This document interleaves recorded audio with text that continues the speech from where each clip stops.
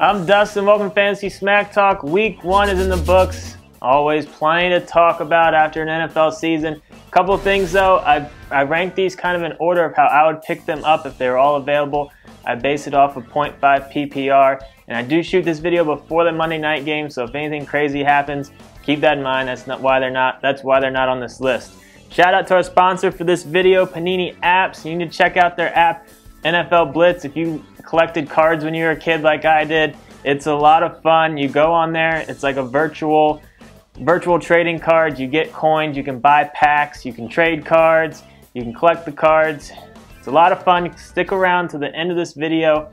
I'll show you some more stuff about the app. And I'm on there, FST Dustin. You can send me some trades. If you got any Trubisky cards, send them my way.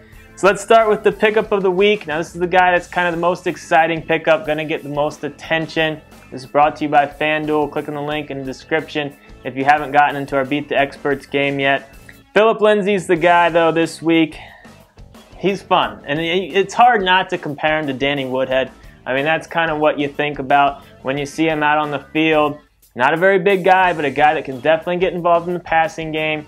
You know, I don't necessarily think, maybe he could handle a full workload. I'm not sure, but I think he could get enough touches to be relevant, and it certainly seems like Denver's planning on using him. 17 touches week 1, pretty impressive start. He needs to be owned in a lot more leagues, especially PPR leagues. Let's take a look at the other running backs. Rashad Penny, only on 75% of leagues. I get it. Carson has looked pretty good, but Carson did fumble, and I was kind of impressed with how many touches Penny did get week 1. He could have done better with his rushes, but he was involved in the passing game. I still feel eventually, sometime this year, Penny is going to be the one to own out there in Seattle. And all you Carson owners, if Penny is available and you own Carson, I think you should try to get him to your bench. Marlon Mack is next. Wilkins looked decent in week 1, but it was nothing crazy. I still think Mack is the best runner out there, and the Colts are going to put a lot of points up on the board. I think it's crazy that Mack's only on 55% of leagues. There's a very good chance he's back week 2. A couple more people I want to talk about. Austin Eckler was San Diego, only on 20% of leagues. Here's another guy that is kind of seen more as a change of pace, maybe pass catching back, but I think he could be that kind of almost every down guy if Gordon were to go down. There was a lot of yards to go around for the Chargers week 1, but Eckler looks like he's going to have a weekly role and could be a weekly flex option in PPR leagues. And then TJ Yeldon I want to talk about. If you own Fournette, you want to try to get Yeldon on your team. It doesn't sound like the injury to Fournette is all that serious, but it could force him to miss a game or two.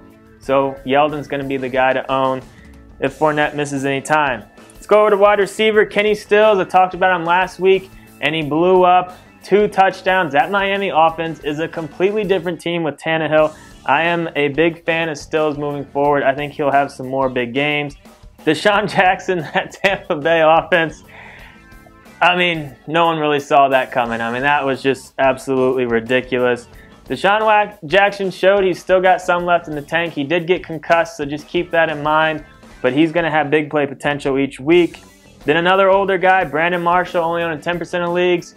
With Baldwin banged up, this could open the door for Marshall to be relevant again.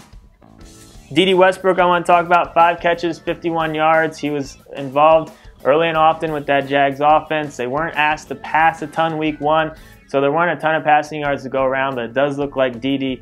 is going to be a relevant receiver this year. Willie Snead I want to talk about. He's back on the map out there with Baltimore, only on 5% of leagues. I was a big fan of his when he was out there with the Saints, and he could definitely be kind of a possession-type receiver for Baltimore. I think he's got decent value in PPR leagues, and I think he could have a good year if he can stay healthy. John Brown, also same offense. I think he will be a little more boom or bust, but I think he will have some big games. He's only on 25% of leagues. Now I want to talk about Albert Wilson, kind of digging deeper for those deeper leagues with Miami. I like it when receivers get involved in the running game. It just shows that the team feels like they're a dynamic player, feels like they can just get the ball in their hands and see what they can do. He had 2 rushes week 1, did haul in 3 catches for 31 yards. So Albert Wilson, someone I got my eye on in deeper leagues.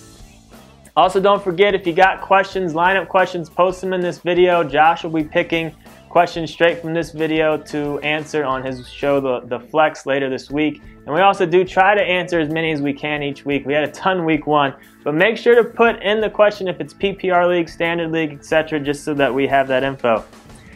Quarterbacks, I want to talk about a couple here. Alex Smith only owns 65% of leagues. We had him ranked a lot higher than most experts coming into the year.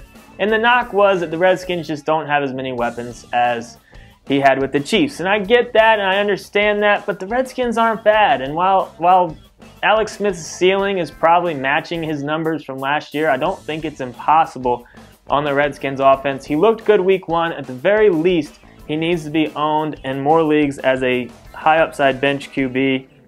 Then Ryan Tannehill only owned 10% of leagues. You know, with all those weather delays and all that craziness that happened in that game, he still had a solid week 1.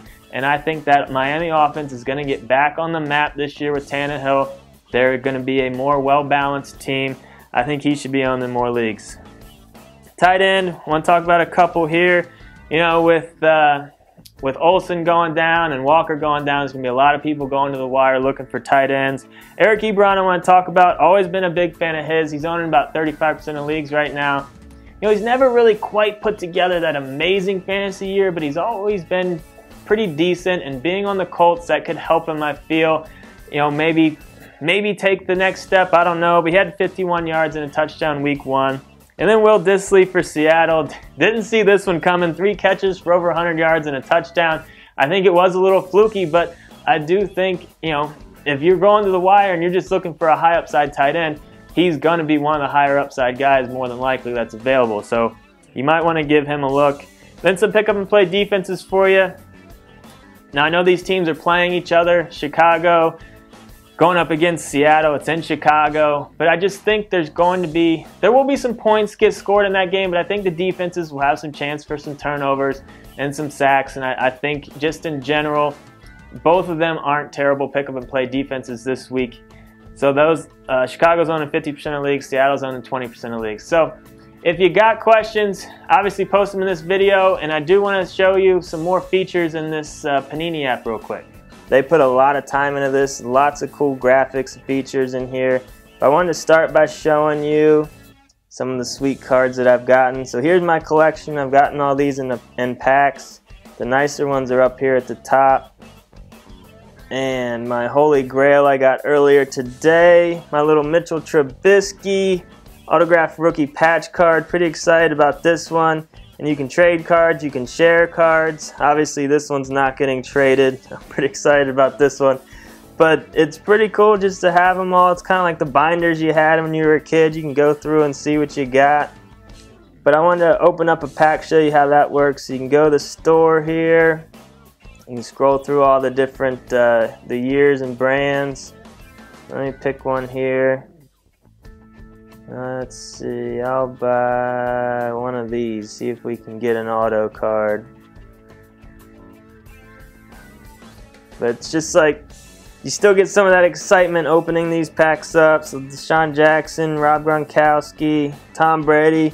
So got a couple Patriots, so I might try to see if I can find a Patriot fan out there, maybe trade for some more Trubiskys. But it is a lot of fun going through, opening up the packs. Like we said, you can trade, you get free coins every day, so you don't have to pay anything. So go ahead and click the link in the description, download the app, start opening some packs, see what you can get. But it's definitely a lot of fun. So that's it for the Week 2 Waiver Wire. Subscribe to our channel if you haven't already. We'll be back later in the week with more videos, and hopefully you all got a W Week 1.